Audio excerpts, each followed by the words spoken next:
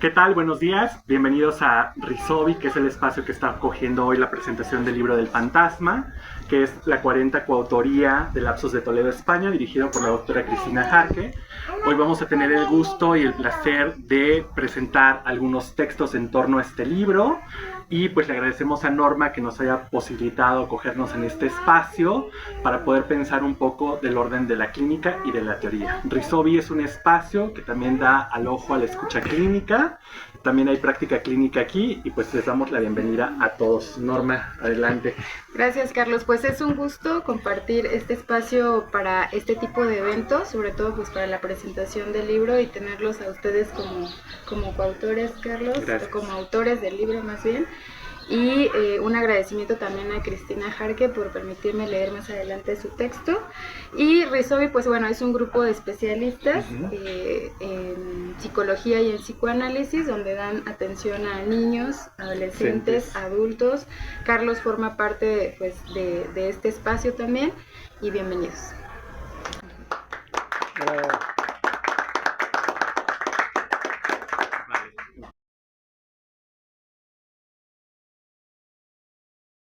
Ella es psicoanalista aquí en Toluca, es la que dirige el espacio de Risobi y es nuestra invitada de honor porque ella va a presentar el texto de la doctora Cristina Jarque, Despojan a una niña. Adelante, Norma. Gracias, Carlos. Bien, comenzamos. Despojan a una niña, Cristina Jarque. Una psicoanalista le dice a su analizante en francés: Vous avez fait despouiller. La traducción literal sería: usted se ha hecho despojar. La formulación en francés muestra con mayor nitidez la lógica del fantasma, porque introduce de entrada el lugar del sujeto en la escena. Es decir, señala, aunque no de forma consciente ni voluntaria, una participación subjetiva en eso que le ha ocurrido. En español, en cambio, solemos decir: usted ha sido despojada. La diferencia no es meramente lingüística, sino estructural. En la versión francesa, el sujeto aparece implicado en el acontecimiento traumático. En la española, el sujeto queda más fácilmente situado como pura víctima pasiva, efecto de una acción externa. Este matiz nos permite articular teóricamente el fantasma del despojo como estructura psíquica. Propongo aquí pensar el fantasma, despojan a una niña, como una variación del célebre fantasma freudiano, pegan a un niño. En el texto freudiano de 1919, el fantasma se despliega en 3 tiempos, y su función estructurante es múltiple. Sostiene la posición del sujeto frente al deseo del otro, permite un goce específico y funciona como defensa frente a lo intolerable. Del mismo modo, el fantasma despojan a una niña se puede leer como una escena inconsciente que estructura una posición subjetiva determinada frente al deseo, el amor y la pérdida. Tomemos el siguiente significante despojada. Este remite a una experiencia de pérdida, de carencia, de expoliación, pero también y sobre todo a un goce paradójico, como el que Lacan sitúa, más allá del principio del placer, un goce que no da bienestar, pero que se repite, que duele, pero que sostiene al sujeto en una suerte de contacto con su verdad más íntima. La escena del despojo no solo narra una injusticia, también contiene una dimensión de goce que hace que esa escena se repita, como si el despojo fuera también una vía de acceso al ser. Estar despojada para estar más cerca de lo esencial, del vacío estructurante del deseo. Vale la pena preguntarse, ¿qué se pierde en este despojo y qué se obtiene? ¿Qué lugar ocupa el sujeto en esa escena que retorna? ¿Está dentro o fuera del deseo del otro? Desde la teoría lacaniana, el goce está ligado al cuerpo, pero también a la mirada y al deseo del otro. En este caso, la analizante, al ocupar el lugar de la despojada, parece quedar como objeto para el otro, objeto que se puede tomar, quitar, abandonar, rechazar. Es el lugar que se experimenta como injusto y doloroso. Puede al mismo tiempo volverse el lugar privilegiado desde donde el sujeto sostiene su existencia, un lugar de sacrificio, de pureza, de expiación. El objeto despojado es también muchas veces objeto de desecho, objeto A, o aquello que el otro ya no quiere, pero que conserva un resto de goce inasimilable. Desde ahí también se puede pensar una forma de poder. Quien ya ha sido despojada de todo no tiene nada que perder. Es una posición ambivalente, al mismo tiempo pasiva y resistente, sufriente y potente. Un goce duro pero generador de verdad, de sentido, incluso de creación. La pregunta clínica sería, ¿cómo transformar ese goce en palabra, en acto, en elección subjetiva? ¿Cómo atravesar el fantasma? Es decir, ¿cómo desplazarse de esa escena repetida hacia una posición diferente frente al deseo? La analizante relata que fue criada por monjas y que desde muy pequeña recibió la enseñanza del despojo como virtud. Despojarse de todo para no tener nada, para hacerlo todo. Aquí entra en juego una dimensión mística del goce. No se trata de tener, sino de ser. Estamos en el registro de lo femenino, entendido desde la lógica del no todo. No se trata de inscribirse en la totalidad fálica, sino de gozar en el límite, en el más allá del tener, en el ser entregado. Lacan sitúa este tipo de goce, el goce femenino, el goce místico, fuera del lenguaje, fuera del falo, en una experiencia radical que toca lo real del cuerpo. El entorno religioso, con sus normas, silencios, rituales y prohibiciones, marca el deseo de manera intensa. El otro absoluto, la figura divina, la autoridad religiosa, se presenta como garante del sentido, pero también como agente del despojo. Se exige renunciar al cuerpo, al deseo, a lo mundano. En ese marco, la figura de Cristo, despojado de sus ropas, de su dignidad, de su humanidad, aparece como paradigma de ese sacrificio sagrado. Para algunas niñas, las monjas encarnan ese ideal. Se despojan del mundo para acceder a una forma de ser trascendente. El cuerpo ya no pertenece a lo pulsional, sino al sacrificio, a la entrega absoluta. El goce aquí es paradójico, es el goce de no tener, de ser vaciada, inmolada, ofrecida al otro. Cuando este ideal se inscribe tempranamente, puede dejar una huella que marca profundamente la posición subjetiva. La analizante dice que hay algo en ella que encuentra belleza. En ese despojo que, entre comillas, tiene sentido, en esa pérdida, pero también sufre porque el fantasma se repite. La familia la desheredó, en el trabajo la marginaron, en sus relaciones amorosas se siente constantemente despojada. Una y otra vez aparece la misma escena. Ella como aquella a quien le quitan algo, pero ¿y si ella, entre paréntesis, de forma inconsciente, también se coloca una y otra vez en ese lugar? Como en el fantasma freudiano, no se trata de una escena pasiva. El sujeto participa de esa repetición de modo inconsciente.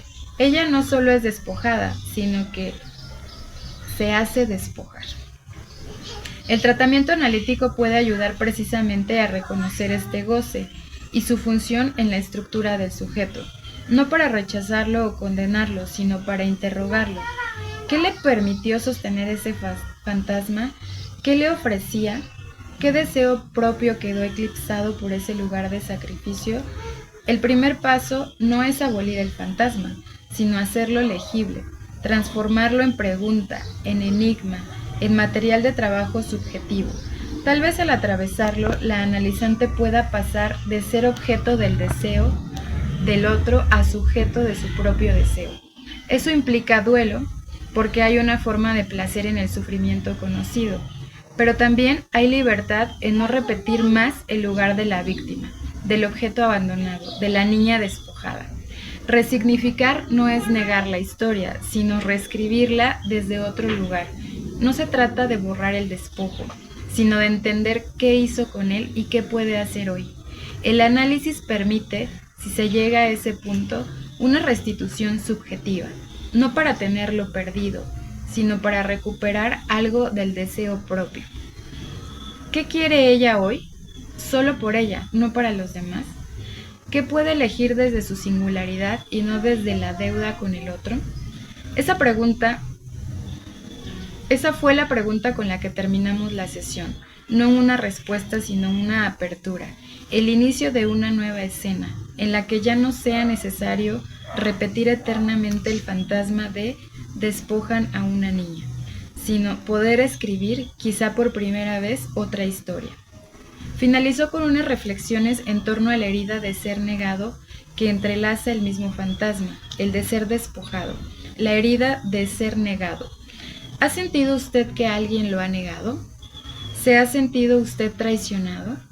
Sabemos que Pedro niega a Cristo 3 veces, antes del canto del gallo. Esta escena tan potente en el imaginario colectivo nos habla de una estructura psíquica profundamente humana, la defensa frente a lo insoportable. Desde el psicoanálisis, la negación, Verneinung, es una forma de rechazo que permite al sujeto mantener una verdad a distancia, decirla sin asumirla. Pedro niega por miedo, por conveniencia, por desesperación, pero en esa negación también traiciona, porque al rechazar su lazo con el otro, se abandona a sí mismo. Cuando alguien niega un vínculo significativo para preservar su imagen, su lugar o su conveniencia, entra en una lógica de hipocresía. Pretende ser leal consigo mismo, pero se traiciona. Y del otro lado, ¿qué ocurre con quien ha sido negado? Queda la humillación, esa herida narcisista que desgarra. Ser borrado, silenciado, reducido a nada, despojado, duele más que el abandono. El deseo de venganza surge como intento de restaurar el narcisismo herido, como respuesta a la injusticia simbólica de haber sido desmentido. Sin embargo, si ese deseo se actúa, el sujeto queda atrapado en la repetición trágica. Quien fue negado puede terminar crucificado, entre comillas, si responde desde el odio o la venganza. El psicoanálisis nos enseña que la salida está en tramitar el dolor. Se trata de simbolizar lo que se ha roto, de nombrar la herida sin quedarse fijado en ella. Superar la negación no es olvidar, sino subjetivar. Cuando uno comprende que el acto del otro habla más de su miedo que de nuestra valía, aparece una forma de liberación. No es perdón, es elaboración. Hay alternativas para quienes no creen en el perdón, sobre todo en estos tiempos donde todas las terapias hablan de perdonar, sin darse cuenta de que en algunos casos no es una opción. Pero hay que encontrar otra salida, porque no hay peor traición que dejarse atrapar por la lógica del rencor. El despojado merece más, mucho más. Merece no quedar atrapado en la escena del agravio. Merece restituir su dignidad sin repetir la herida, porque incluso en el abismo de la negación hay una grieta por donde puede colarse la palabra, y es allí donde empieza el trabajo psíquico, en transformar la falta en relato, la rabia en elaboración, el silencio en lenguaje. Quien ha sido negado puede elegir no responder desde la herida abierta, sino desde el lugar de quien ya no necesita ser reconocido por quien lo borró. No para olvidar, sino para quedar fijado al dolor, porque a veces la verdadera libertad no es ser amado, sino no necesitar ya esa mirada. Y en ese gesto silencioso pero firme se abre la posibilidad de una nueva escena, una donde no hay traidores ni crucificados, sino sujetos que pese al desgarro han encontrado una forma de seguir deseando. Es todo. Gracias, Salvador.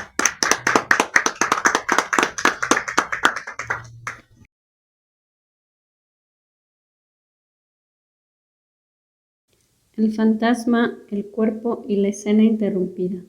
Estuve muerta, pero no me morí. Sobreviviente en el documental Las sobrevivientes olvidadas por la justicia. Hay escenas que no terminan, que se repiten.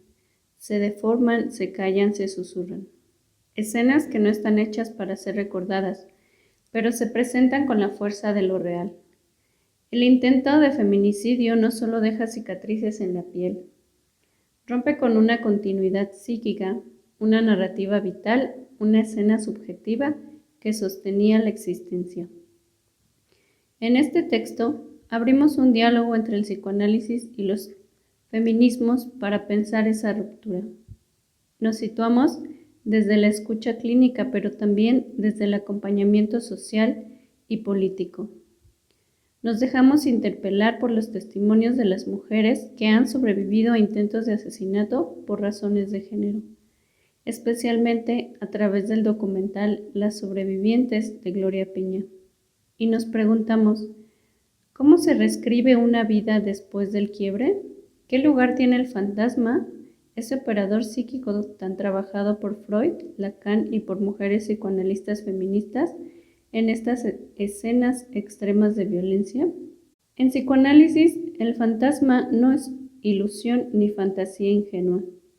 Es estructura, repetición, marco de sentido. Freud ya lo intuía cuando afirmaba que hay fantasías originarias que nos habitan, como pegan a un niño, y que articulan nuestra posición frente al deseo y al otro. Más tarde, Lacan conceptualizó el fantasma como un guión inconsciente que nos permite responder a la pregunta, ¿qué soy para el deseo del otro? Ese fantasma tiene una función protectora. Sin él, lo real nos arrasaría.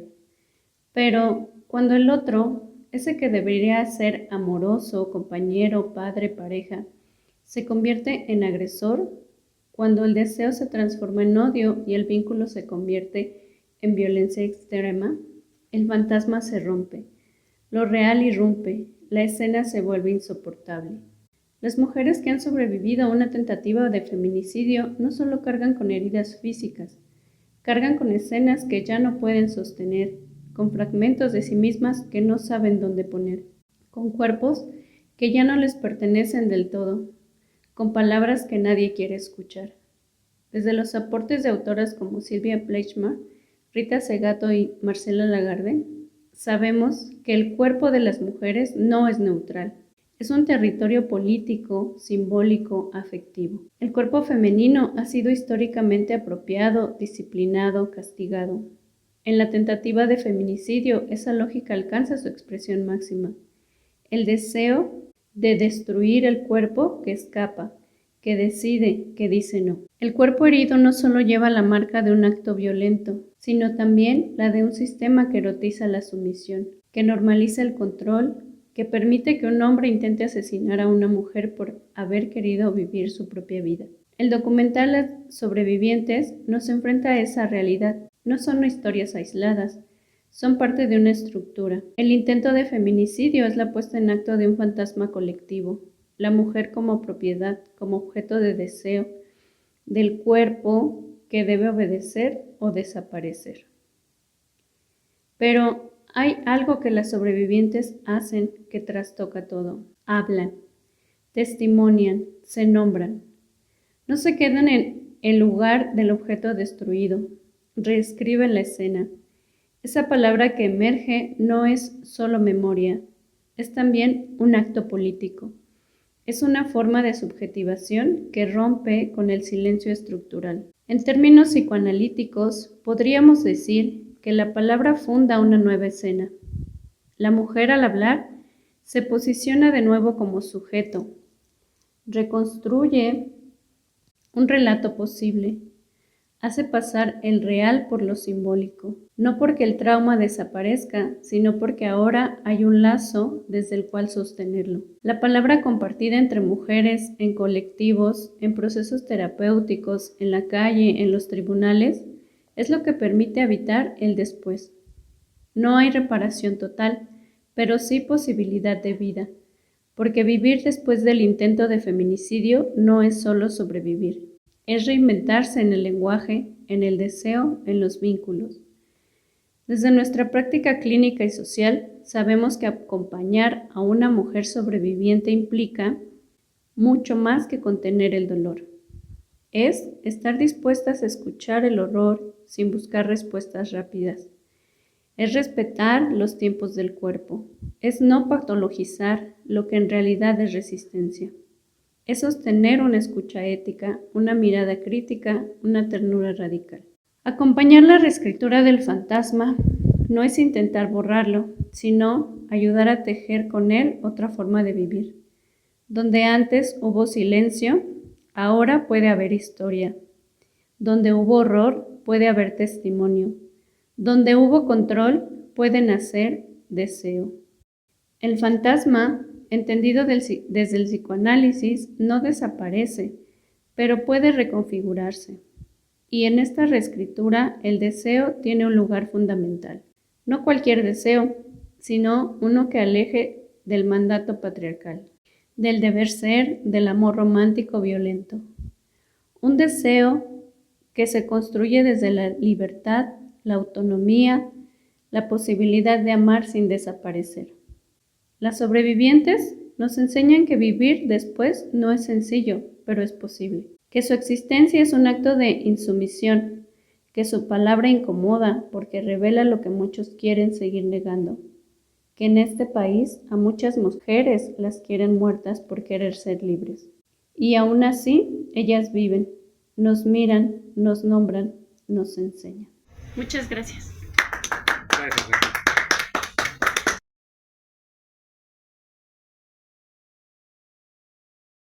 Yo soy de formación pedagogo, pero estamos trabajando ya desde hace algún tiempo con teoría psicoanalítica, justo para repensar el fenómeno educativo en sus distintos espacios, en donde me ha tocado colaborar desde la planeación educativa hasta el trabajo directamente en aula, con algunas categorías, digamos, que nos permiten repensar el fenómeno educativo. En este caso, el fantasma, digamos, yo comienzo a pensar esta categoría alrededor de 2007 más o menos, que es cuando yo empiezo a conocer a Lacan, y a partir de ahí empiezo a ver un cierto paralelismo entre categorías del análisis político del discurso de Ernesto Laclau y algunas categorías del psicoanálisis, precisamente porque el doctor Ernesto Laclau trabajaba mucho con psicoanálisis. Él empieza a trabajar psicoanálisis freudiano, después aborda lacaniano, y entonces va complejizando su teoría de lo social. Es una filosofía política que resulta muy interesante para hablar precisamente de la constitución de los sujetos, en el caso de Laclau desde lo político, en mi caso específico desde lo educativo. Entonces, en este texto lo que yo hago es un paralelismo entre el concepto del fantasma y el concepto de discurso mítico de Ernesto Laclau. En este espacio, bueno, vamos a revisar algunas cosas. Fantasía, discurso de identificación en lo político y lo pedagógico. Articulaciones entre el psicoanálisis lacaniano y la teoría política de Ernesto Laclau. Tanto en la teoría política contemporánea como en el psicoanálisis lacaniano se reconoce una falta constitutiva en el sujeto y en lo social, que imposibilita toda clausura plena de sentido. Esta carencia no es un déficit a superar, sino la condición misma que permite la articulación simbólica y la emergencia del deseo o de lo político. Esta carencia estructural, en lugar de ser un defecto, es la condición misma de la articulación simbólica, que diríamos, en mi caso, es lo más importante a tomar en cuenta. En este contexto, el presente ensayo explora la relación conceptual entre la fantasía, estructurada por el fantasma en el psicoanálisis lacaniano, y la sutura ontológica producida por el discurso mítico en la teoría del discurso de Laclau. Ambos conceptos, aunque pertenecen a campos distintos, presentan una homología estructural que permite pensar cómo se estabiliza el deseo, ya sea en el sujeto o en lo colectivo, a través de narrativas que velan el vacío fundacional. La hipótesis central es que la fantasía es al sujeto lo que el discurso mítico es al campo político, una ficción estructurante que permite la producción de sentido frente a lo real de la falta. El fantasma y la fantasía como estructura y función psíquica. En el psicoanálisis lacaniano, el fantasma no se reduce a una imagen ilusoria, sino que constituye una estructura psíquica inconsciente, que vaya, ya mis compañeros lo han comentado, ¿no? Así pues, el fantasma tiene una función doble. Por un lado, da consistencia al deseo, permitiendo su articulación en una narrativa, y por otro lado, la falta estructural del sujeto, generada por la entrada en el lenguaje y la castración simbólica. La fantasía, entonces, no es un contenido imaginario arbitrario, sino una puesta en escena del deseo. Como estructura, la fantasía organiza también los modos en que el sujeto se vincula con el otro, con la ley y con los objetos del goce. El discurso mítico y la sutura ontológica en Laclau. Desde la teoría del discurso, Ernesto Laclau plantea que toda formación social es estructuralmente incompleta, ya que está constituida por relaciones contingentes entre significantes que no poseen un anclaje esencial. La dislocación abre el espacio para que emerja un nuevo orden simbólico. En ese marco, el discurso mítico cumple una función central. Intenta restituir la unidad perdida, articulando significantes dispersos en torno a un nuevo punto nodal, que serviría como un punto de condensación. Ernesto Laclau le llama significante vacío. Vamos a seguir. Así, el discurso mítico no describe la realidad, sino que la construye simbólicamente, proporcionando una narrativa estabilizadora que posibilita la identificación colectiva y la formación de una voluntad popular, que ya en la teoría de Laclau arriba, digamos, a lo que él llama populismo. Bien, esto me permite, o estas observaciones tan breves que yo he apuntado ahora, me permiten crear una pequeña tabla, digamos, de correlación categorial. Entonces tenemos categorías como la falta estructural, el mecanismo que compensa, la función y el efecto subjetivo. En este caso tenemos el fantasma y la fantasía, la división del sujeto o imposibilidad del deseo pleno, la fantasía específicamente como escena imaginaria estructurada y la manera en la que se organiza el deseo para proteger el goce insoportable. En ese tenor, pues se arriba a la coherencia del yo como una estabilización libidinal.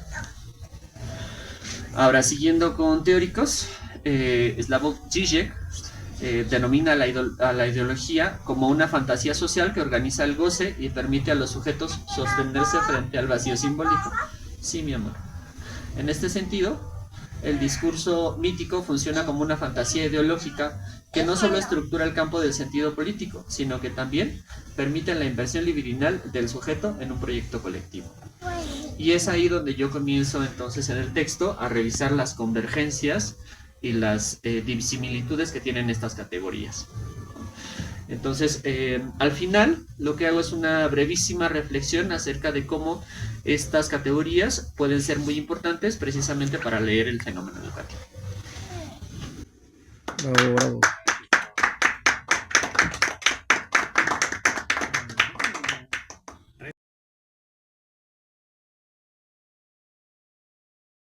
Bueno, ahora con ustedes el texto de Carlos Mayer, actual psicoanalista en Toluca y representante del Lapsus de Toledo en España. Adelante, Carlos. Gracias, Norma.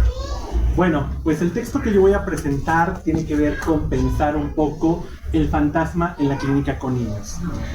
Antes que nada quisiera acotar algo, ¿no? ¿Cómo pensar el fantasma en la clínica? Bueno, podemos pensar de manera breve que el fantasma es la relación del sujeto con el objeto, que nunca se está en concordancia, o se está de más o se está de menos. El fantasma es el velo que cubre algo del orden de lo real, pero sobre todo hay que poner el énfasis en que el fantasma es una escena o es un guión. En la clínica lacaniana este concepto tiene múltiples variantes, pero una podría ser pensar el atravesamiento del fantasma al final del análisis, que tiene que ver con la confrontación de la castración.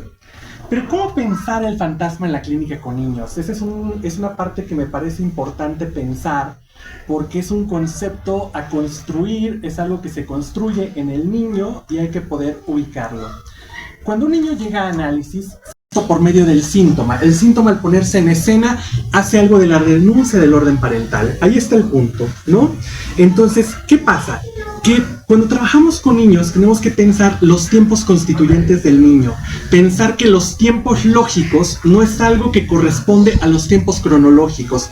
Que hay algo que se desfasa y que sale del orden del tiempo, ¿no? Aquí lo importante sería pensar cómo operó el otro de la ley y el otro del amor en cuestión de su función, en esa función que es estructurante cuando se trata de un niño.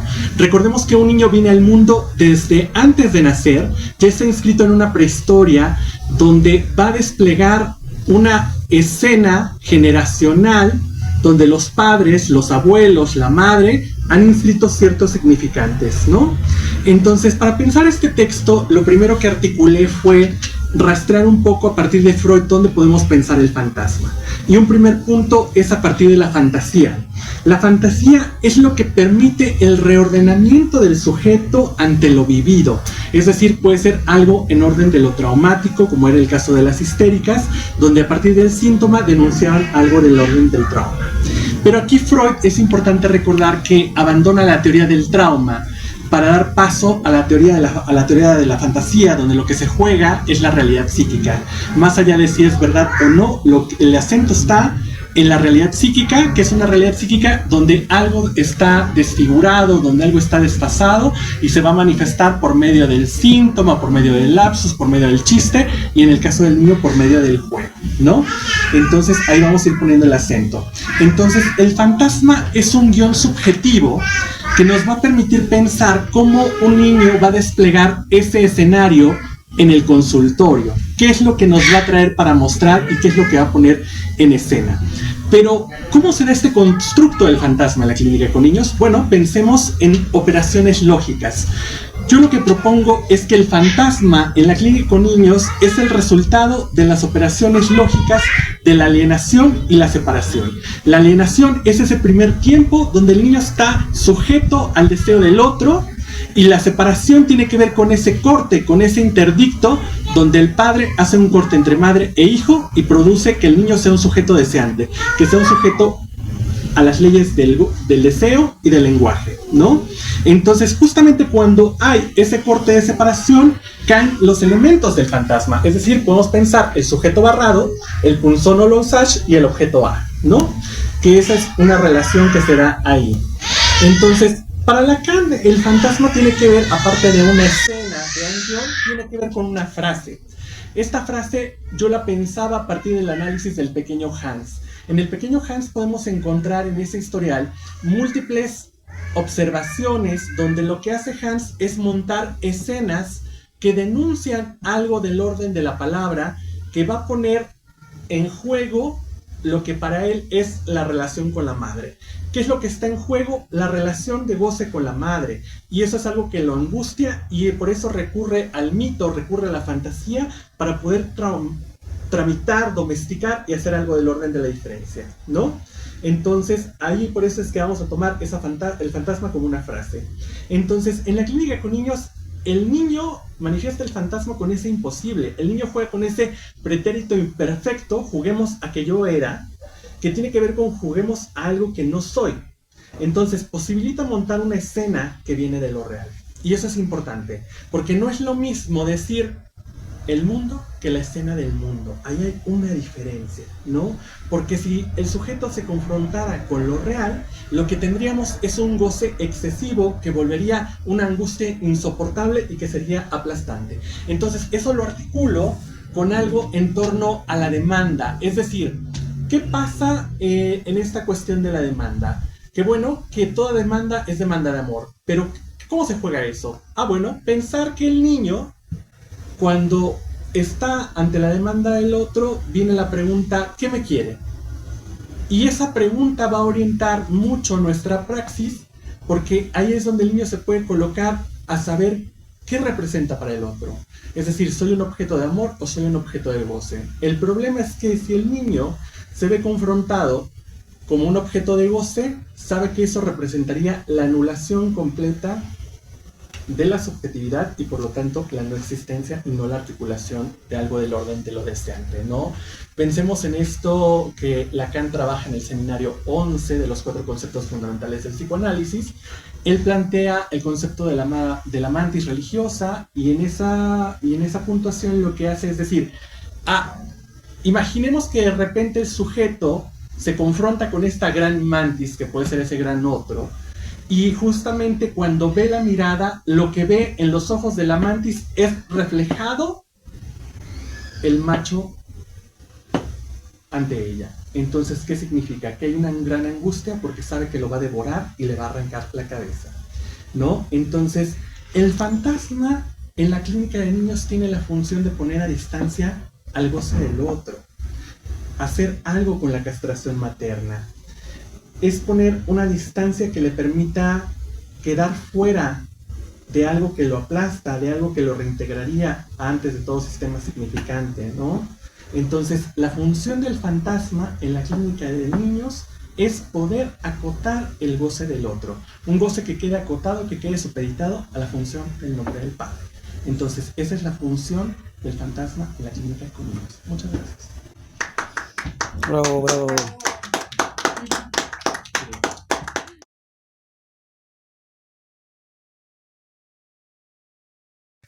Perfecto.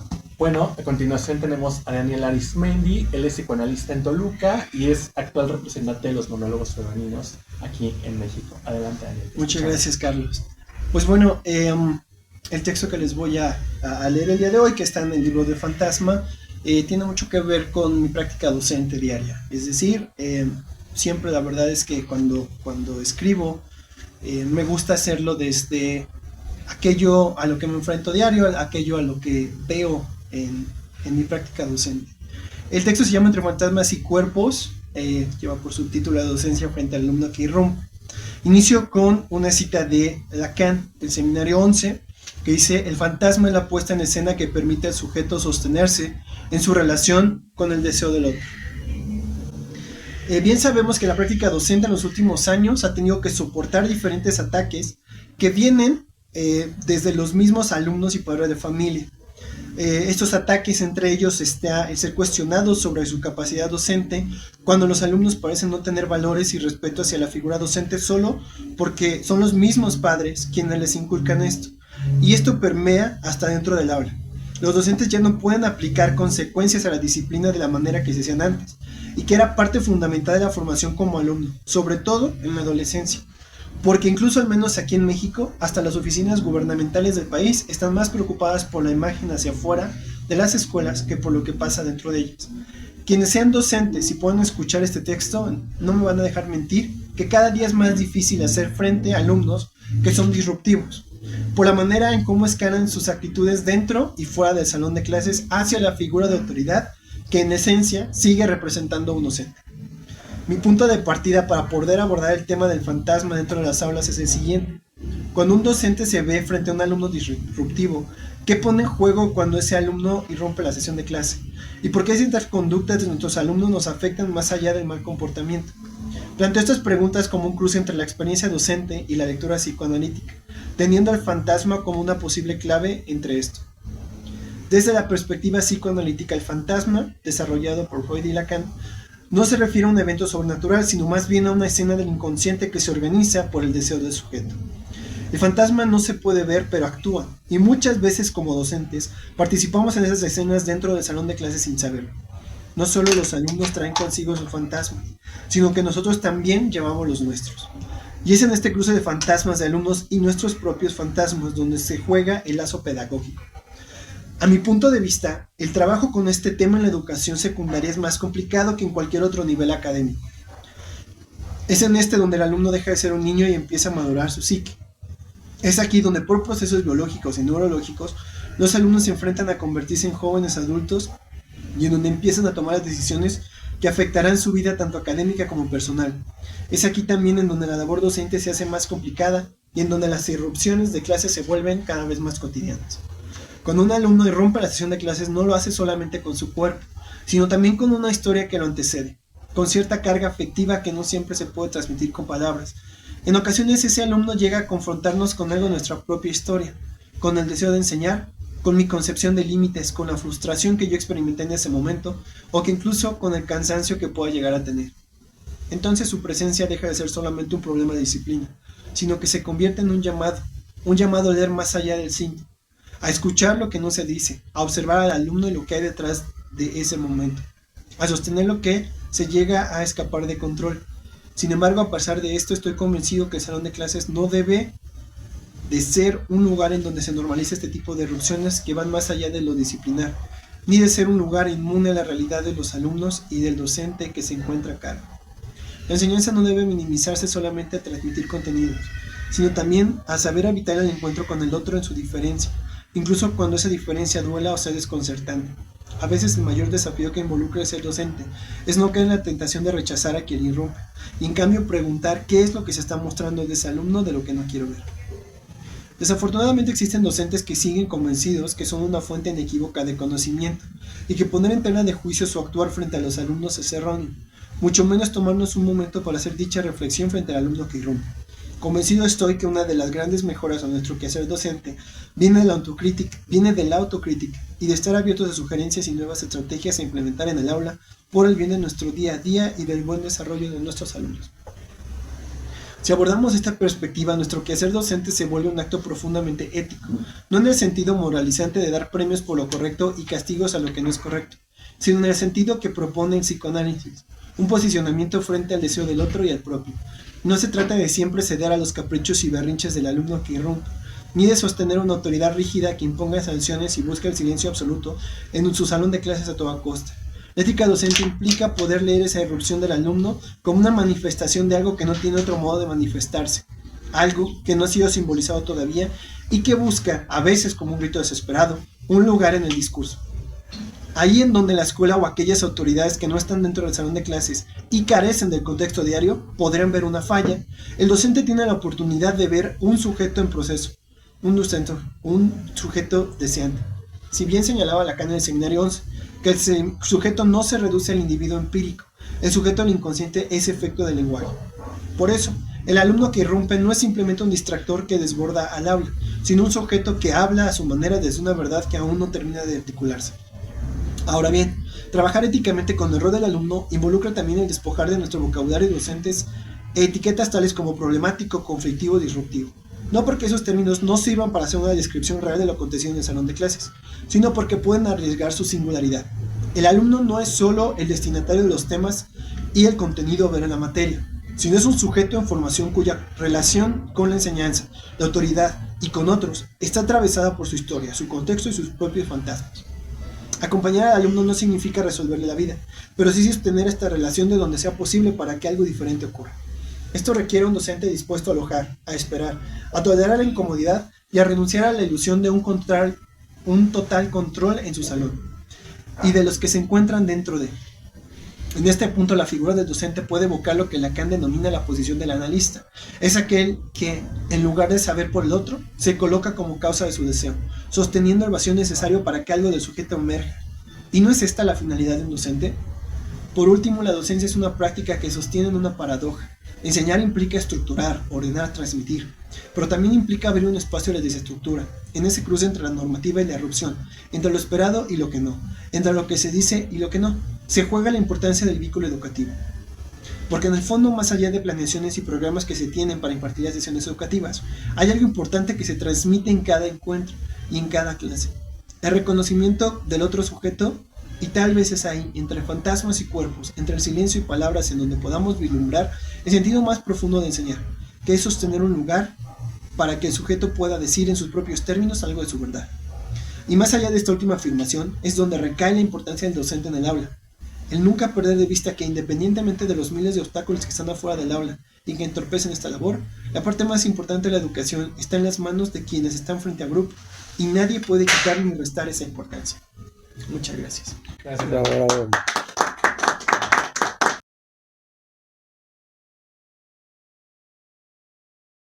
Perfecto. Bueno, a continuación tenemos a Carlos López, él es psicoanalista en Toluca y es director de Zona Psique. Adelante, Carlos. Hola, muchas gracias por estar aquí. Yo les voy a hacer una lectura de mi texto para este libro. El título del texto es El fantasma de Hollywood y de la pantalla. Y comienza así. Aquí no le hemos sumado a un personaje, impactado una historia o hecho repensar algún concepto como la familia, la amistad, el poder o el amor en la pantalla grande. Cuando vamos al cine se va a ver una mentira que relacionamos con una verdad, como una forma de guión para nosotros. El fantasma, como sabemos, es una estructura que organiza el deseo del sujeto. Hollywood, como fábrica de sueños, podría interpretarse como el gran generador de fantasmas colectivos, representaciones idealizadas del amor, el éxito, la belleza, el poder. Hollywood no solo vende sueños, sino una estructura del deseo global. ¿Qué desea una persona en India, México o Francia? Muchas veces lo que vio en una pantalla y repercute aún más en los adolescentes. Implicaciones clínicas y artísticas. Se puede jugar en la clínica que el sujeto viene con su narrativa, su versión de los hechos. Pero esta versión ya está ficcionada, sostenida por identificaciones, defensas, deseos inconscientes. En el arte, la literatura, muchas veces una ficción alcanza una verdad más profunda que un testimonio literal. El inconsciente se revela mejor en una obra de Kafka o Borges que en un reporte médico. Es así como vemos que personajes de superhéroes como puedan ser lo reprimido que retorna de una sociedad, como en el caso de John Rambo, que es un soldado que regresa de Vietnam, regresa de una guerra que en realidad perdieron, y que es revitalizado o reconfigurado en el colectivo como un héroe nacional. No es solo un veterano traumado por la guerra, también es un sujeto atrapado en un montaje fantasmático que le da sentido a su existencia. Podríamos decir que el objeto causa deseo de él es la guerra misma, o más precisamente el lugar en el que él encarna una causa justa. El soldado útil, el protector, el que sirve para algo. Pero cuando vuelve a casa, ese lugar desaparece. El otro social ya no lo desea. Entonces el montaje fantasmático se rompe. El héroe se convierte en desecho. El trauma no es solo lo que vio en la guerra, sino lo que, de alguna forma, el perder el lugar del sujeto en la mirada del otro. En este caso, él representa a un hombre que fantasea con una forma de ser deseado a través de la violencia, la lealtad, el sacrificio. Pero cuando ya no hay guerra, él se revela ante ese vacío sin conflicto. No hay escena donde el deseo tenga lugar. Por eso en cada película se representa el retorno al campo de batalla, como el retorno al deseo. En el fondo, el personaje, Rambo, nunca busca venganza, sino busca ser deseado. Al menos en esa pantalla podemos ser quienes queremos ser. Conocer otros mundos, hablar con lo onírico, establecer nuevas civilizaciones, incluso hacer lo sublime que posiblemente represente la voluntad de una nación entera. El Capitán América, que aunque inicialmente comenzó en un cómic, es el héroe que derrota a Hitler y la ideología nazi, cosa que en realidad no sucedió así, por más que Estados Unidos insiste en ello.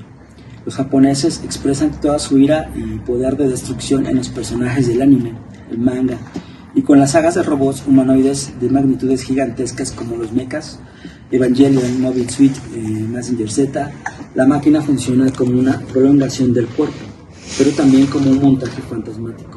Encarna lo que el sujeto no puede hacer por sí solo. Es una forma de proyección o sublimación de la impotencia ante los terribles acontecimientos de Hiroshima y Nagasaki. Quizás es un intento desesperado por bordear ese real que se desborda de toda lógica. Incluso los mismos norteamericanos temían que estas manifestaciones en el anime fueran el inicio de una probablemente venganza o guerra, que nunca sucedió. Regresando a esta idea de Hollywood, se puede decir que el espacio donde la cultura escenifica traumas, sus pérdidas, sus guerras, sus crímenes, y los vuelve espectáculo, películas como El Resplandor, Apocalypse Now o inclusive Barbie, muestran cómo lo reprimido retorna de una forma narrativa, sátira o un delirio visual. El cine es de cierta forma una ilusión que sentimos que nos pertenece. Los hacemos nuestra. Es una lente física que recrea también una lente psíquica. Al ver el cine nos vemos a nosotros mismos. Las historias que nos contamos son importantes. Es el pulso de la cultura, pues habla de nuestros discursos, del entramado simbólico que hemos hecho arte, de lo que nos ha sucedido, por el acontecer humano que es profundamente subjetivo. Para Lacan no accedemos a la realidad de forma directa, sino a través del lenguaje. Y es en el lenguaje que está estructurado como un sistema simbólico que representa, pero que también oculta. El sujeto está barrado, como bien se sabe, o atravesado por el lenguaje. Y al mismo tiempo pierde algo, la inmediatez con lo real. Entonces toda realidad que narramos ya está estructurada como un discurso, es decir, como una ficción simbólica, una construcción. La pregunta que se queda en el aire, ¿nosotros vemos al cine, pero también él nos ve a nosotros? Si observamos analíticamente las pantallas como el ordenador, el celular, los espacios públicos, también son extensiones de ese fantasma, de ese interlocutor que sostiene el deseo, que nos regresa de miles formas, historias, emociones, para retroalimentarse de lo imaginario y de lo colectivo. Lo real no se cuenta, no se representa, solo se bordea. Por eso la verdad o la realidad subjetiva solo puede ser narrada a través de una ficción, es decir, como un montaje narrativo. En México, Calimán es un personaje de ficción, es el hombre increíble, maestro de la mente, cuerpo y la palabra. No tiene superpoderes, pero domina el espíritu. Su lema es serenidad y paciencia, serenidad y paciencia. Un hombre sin violencia gratuita, un guía más que un guerrero. Una figura que roza lo divino en el modelo imposible es un ideal del yo encarnado, y como tal es insoportable para el sujeto dividido. Su perfección actúa como un fantasma opresivo, sobre todo para su joven acompañante Solín, quien no puede más que admirarlo e imitarlo. Por eso es exactamente lo que Lacan llama el drama del deseo del otro, cuando el deseo propio queda colonizado por un ideal externo. En ese resumen se puede decir que soñamos y luchamos en el escenario de la ficción, buscamos justicia como un sentido de vida, reencarnamos una pérdida para hacerla soportable. Es en esa función del fantasma donde mantenemos un equilibrio precario entre el deseo y el goce. Muchas gracias.